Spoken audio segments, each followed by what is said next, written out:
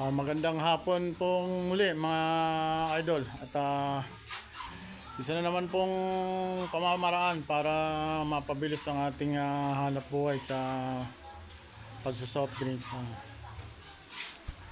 Mahalaga po na huwag tayo magtatambak ng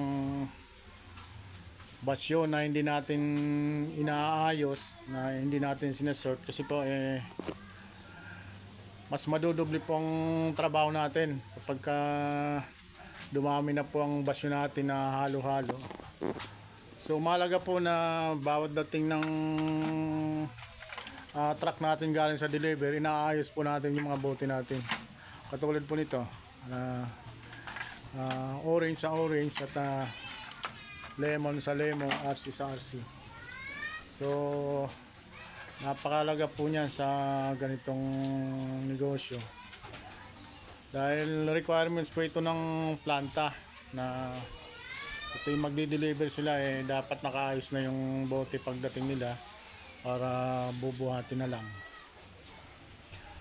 Saka nakakaya naman po sa pinante at driver ng truck galing planta kung sila pang mag-aayos, dahil kung halimbawa pong umorder tayo ng 500 case, kung ayusin po nilang lahat yan, baka yung kalahating araw nila sa atin na lang naubos.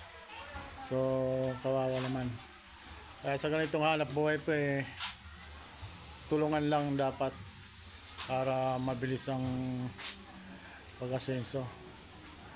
Kasi po kung sa tuwing magde-deliver sila, halo-halo ang bote natin, baka darating po ang araw, tama rin naman sila sa paghahatid sa atin.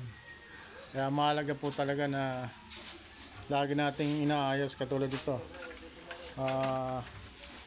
yung Coke, sa Coke din siya, pare-parehas. So dapat po laging naka-sorting ang bote natin para hindi tayo matambakan ng trabaho. So ito po, ganito, RC sa RC at lemon sa lemon. So yan lamang po muna mga idol, at salamat po sa inyo.